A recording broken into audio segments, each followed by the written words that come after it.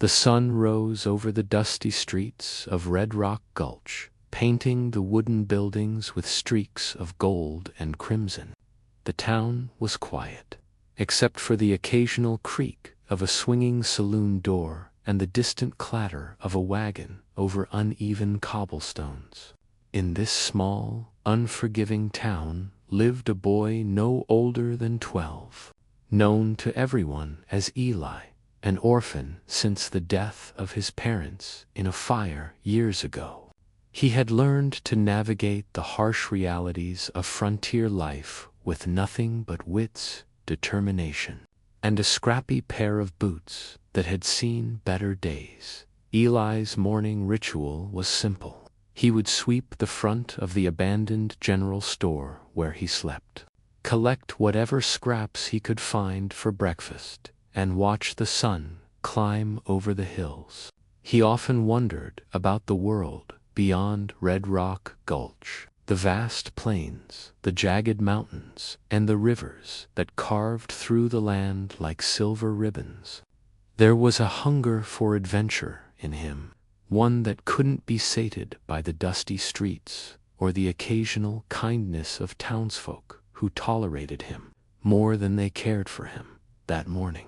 As he carried a battered bucket of water from the town well, Eli noticed something unusual near the river that curved around the outskirts of town.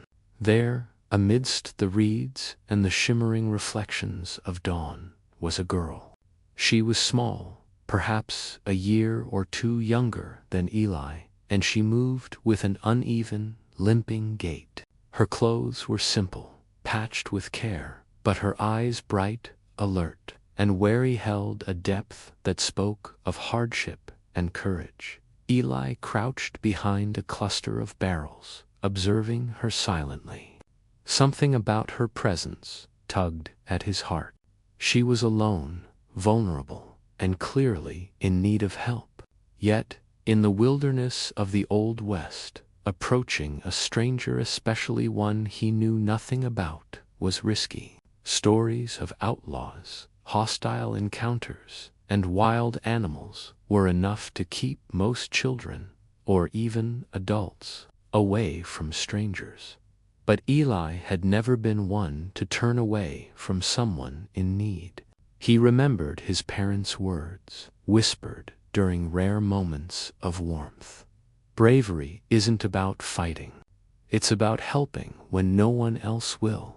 Summoning every ounce of courage, Eli approached the riverbank carefully. Each step was deliberate, silent against the dry dirt and scattered stones. He noticed the girl struggling to cross a shallow stretch of the river, her small hands gripping a fallen tree trunk as if it were a lifeline. The current tugged at her legs, and the mud threatened to swallow her small boots. Without thinking twice, Eli called out, "Hey, do you need a hand?" The girl froze, her dark eyes widening in surprise and suspicion. Then, after a tense moment, she nodded slowly. Eli stepped closer, balancing himself against a low-hanging branch. "I can help you across," he said, voice steady. "Just hold on."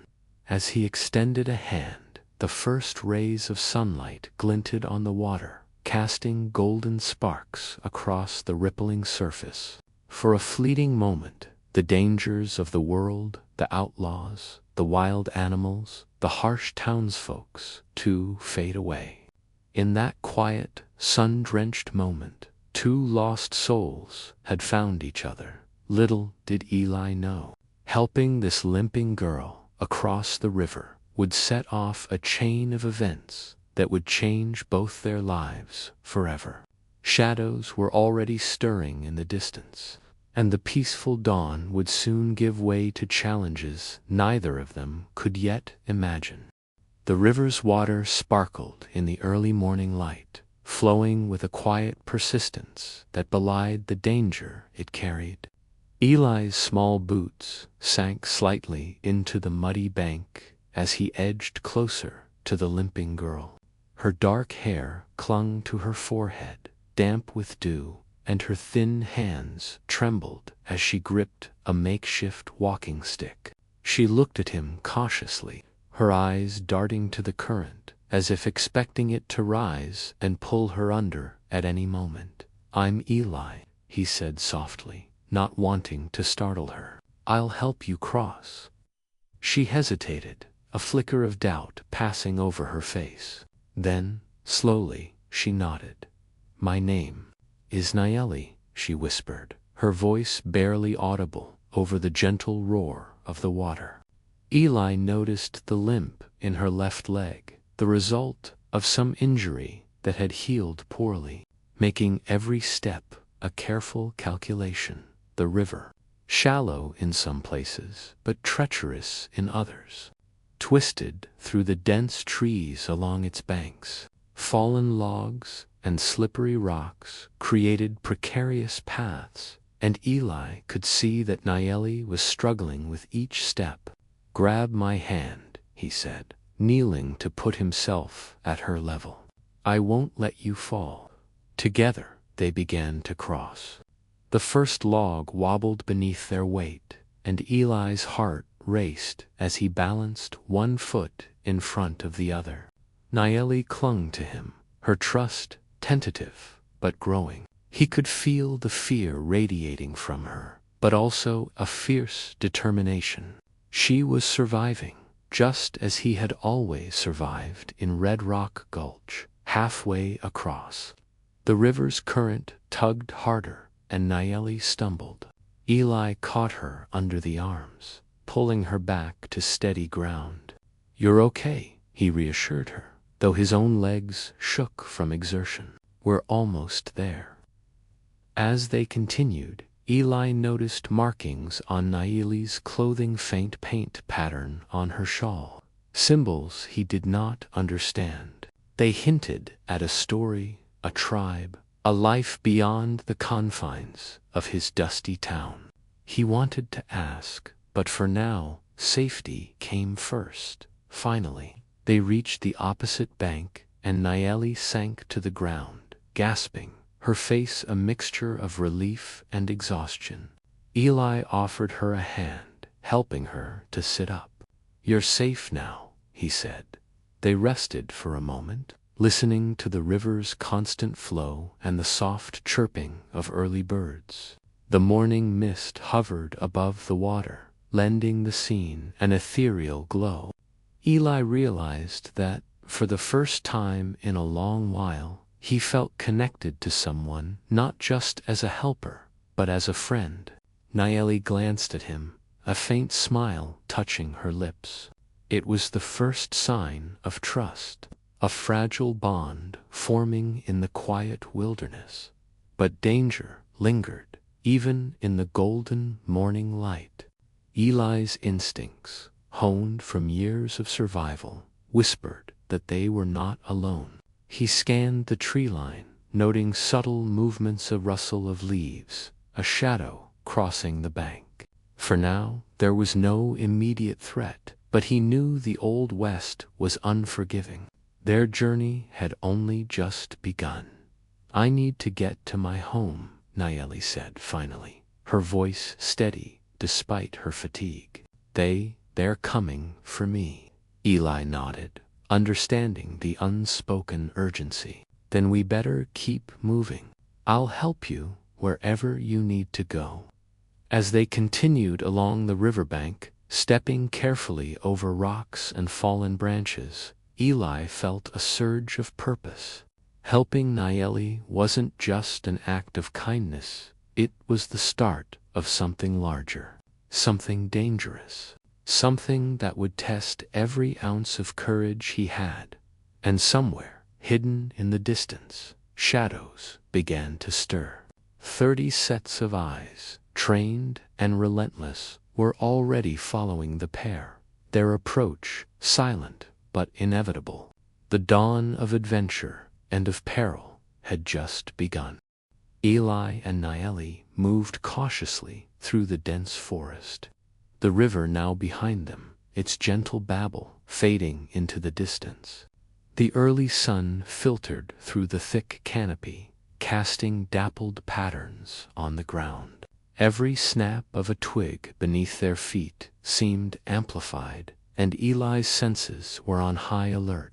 He noticed the tension in Naeli's posture, her shoulders hunched, eyes scanning constantly for signs of danger.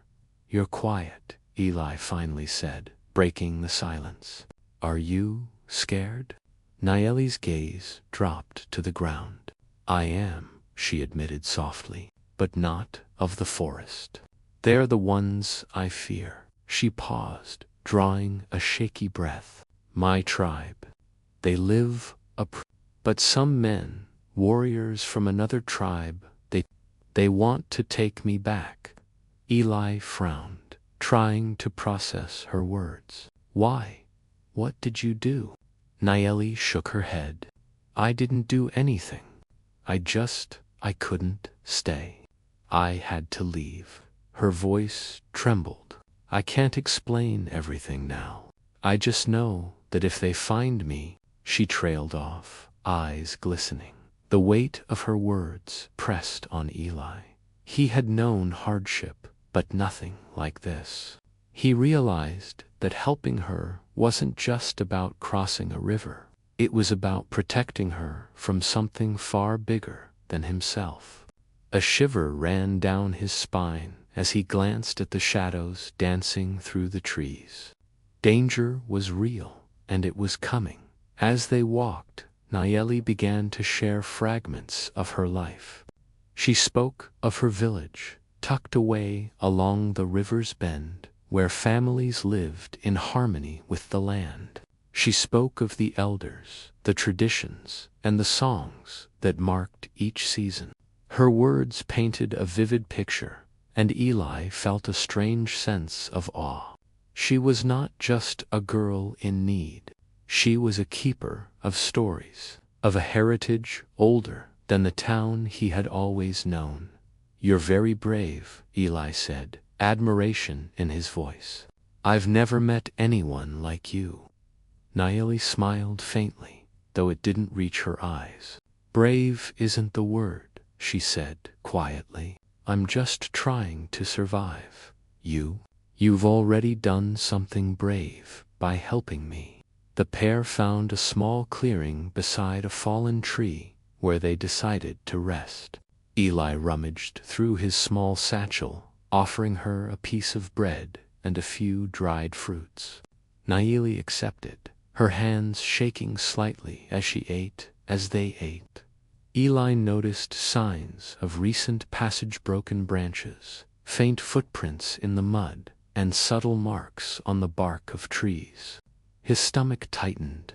"We're being followed," he whispered.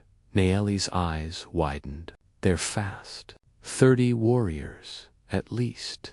If they catch up." Her voice faltered, and for the first time, Eli saw pure fear. He clenched his fists, determination hardening inside him. "We'll stay ahead," he said firmly. "I don't know how, but we will. You're not alone in this. I'll protect you." For a moment, silence fell between them, broken only by the distant cry of a hawk. The forest seemed alive, every rustle and shadow a potential threat.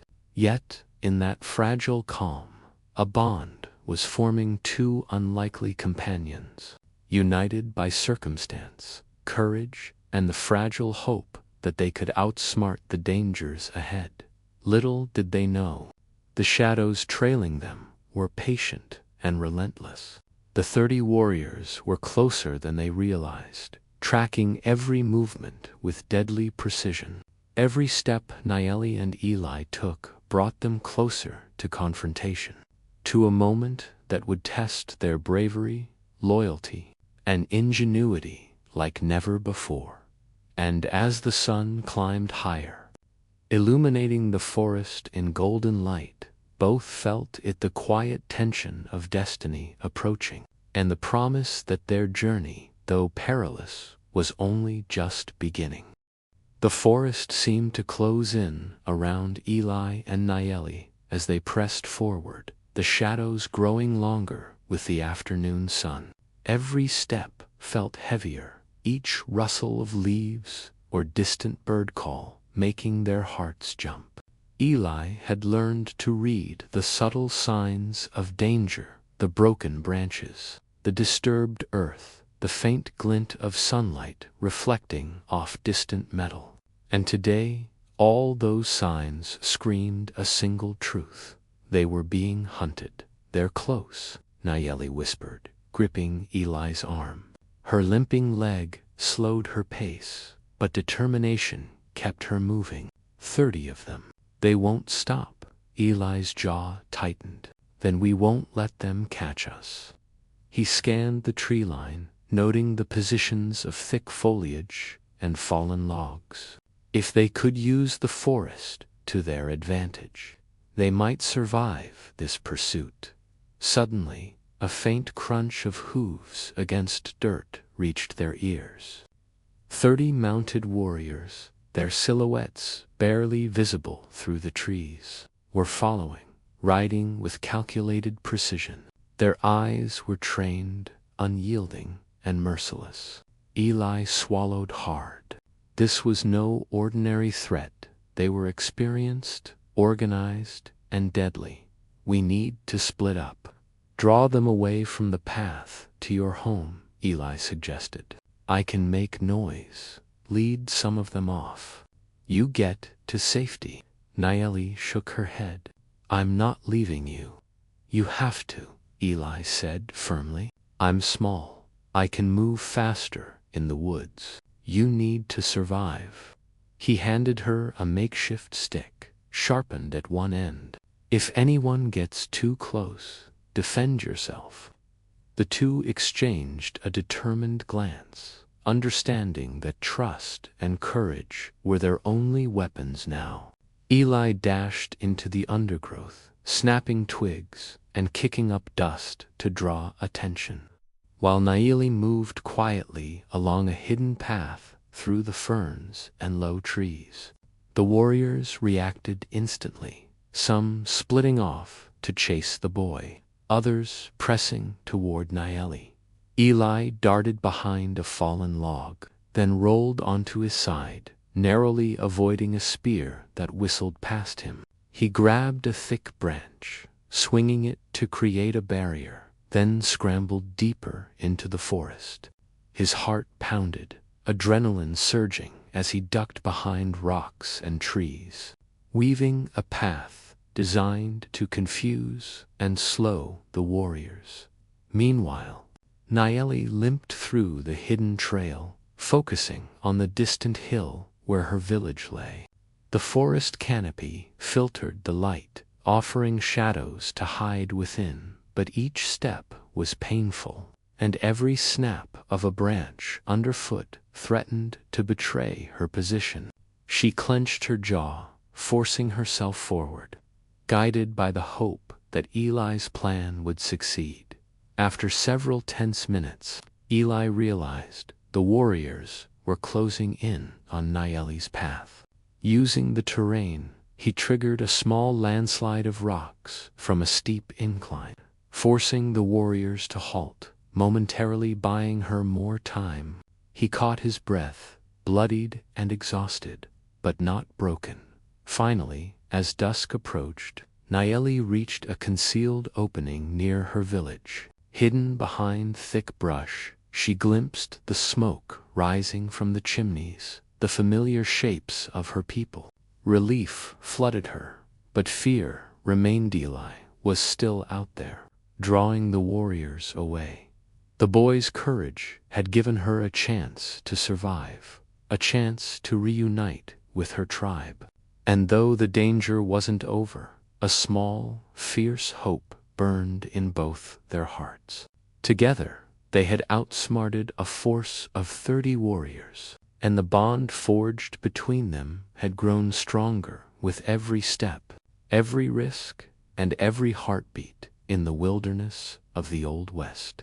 Survival was never guaranteed, but courage, cleverness, and trust, these were the weapons that even 30 warriors could not easily defeat. The first light of dawn broke over the horizon, casting a golden glow across the village where Naeli had grown up. Birds began their morning chorus, and the mist rose from the river in soft, curling tendrils. For a moment, the world seemed peaceful, but Eli knew that calm was fragile. 30 warriors were still out there, relentless and determined, and the final confrontation was inevitable. Naeli led Eli through a hidden path into the heart of the village, where the elders and families were beginning to stir. The people recognized her immediately, their faces lighting up with relief and astonishment. For a moment, she was no longer just a fugitive. She was one of them again. "We must prepare," one of the elders said quietly, eyeing the distant tree line. "They will not stop until they have what they came for." Eli glanced at Naeli, seeing a mixture of fear and determination. "We'll face them together," he said. "You taught me courage, and now it's my turn." The warriors emerged from the forest, their horses kicking up dust, 30 strong and unyielding. They charged toward the village, confident and organized, expecting an easy victory. But they had underestimated the resilience and cunning of the 2 young heroes who had eluded them for days, using their knowledge of the terrain. Eli and Naeli led the villagers in clever traps and distractions. Fallen logs blocked paths, hidden pits slowed the horses, and smoke from carefully constructed fires created confusion. Every tactic bought precious time, and each delay chipped away at the warriors' confidence. In the midst of the chaos, Eli spotted the leader of the warriors advancing toward Naeli. Without hesitation, he stepped in, blocking the path with nothing but a sharpened branch and unflinching determination. "You're not taking her," he said, voice firm and unwavering. The warrior leader sneered, but faltered as Eli's courage and the villagers' coordinated defense overwhelmed them. One by one, the warriors were driven back, retreating into the forest with the realization that brute strength alone could not overcome unity, strategy, and heart. As the dust settled, Naeli ran to her tribe, her eyes filling with tears of relief and joy. She turned back to Eli, embracing him tightly. "You saved me," she whispered. "I'll never forget you." Eli smiled, feeling a warmth he had rarely known. "We saved each other," he said softly. "And now you're home." The elders approached, offering gratitude and recognition to the small orphan who had braved the dangers of the wilderness. For the first time in his life, Eli felt a sense of belonging. He had entered this world as an outsider, but through courage, cleverness, and loyalty, he had earned a place among people who respected and valued him. The sun climbed higher, illuminating the village in warm, golden light. The river shimmered peacefully, the forest rustled softly, and the threat that had loomed so large only hours before had faded into memory. Eli and Naeli stood together, watching the horizon, knowing that while life in the Old West was never without danger, hope and bravery could shine even in the darkest of times. In that quiet moment, Eli realized something profound. Courage was not the absence of fear, but the willingness to act despite it.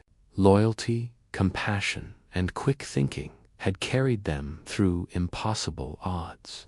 And while the story of a little orphan helping a limping native girl to safety might one day become legend, for Eli and Naeli, it was simply the beginning of a life filled with hope, friendship, and the enduring spirit of the frontier.